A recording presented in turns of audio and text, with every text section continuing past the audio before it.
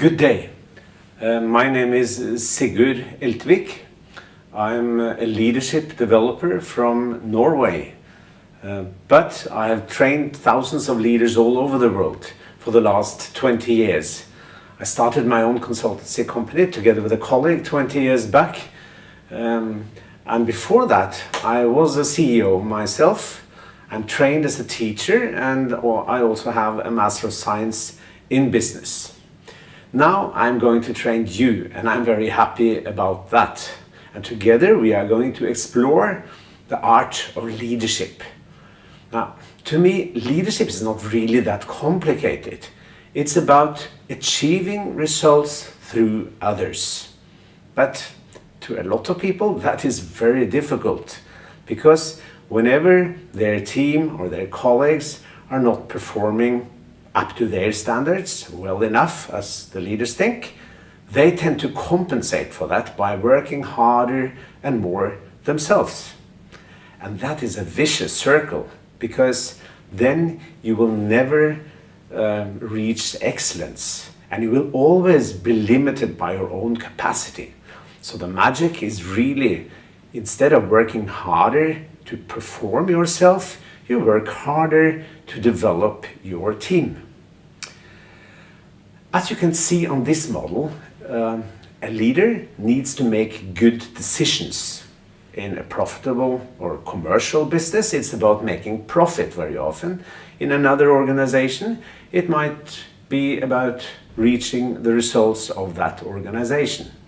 But making results is just halfway there, maybe not even halfway, because the really hard part is realizing those decisions, to implement them.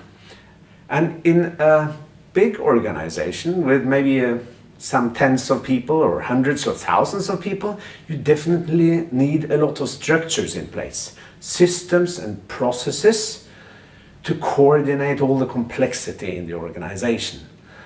Professor Kotter at Harvard says that these systems and processes are there to coordinate complexity. And a lot of people think that when the organization is not working well enough, we have to adjust the systems and processes.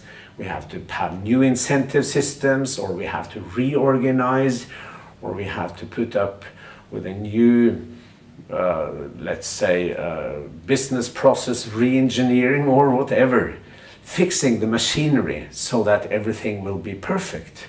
But still, very often, it doesn't work. And that is because there are people involved, and people are not as predictable as the systems and processes. And that is why we also have to work on the relation side. And relations, Professor Kotter says, is there to deal with change. And then we have to encourage people to do certain things, to achieve the vision that the company have. We have to sell it into them so that they can buy into it. We have to solve conflicts whenever they appear. We have to work with the team, how everybody works together, and there is a lot of personal issues as well that we sometimes have to deal with.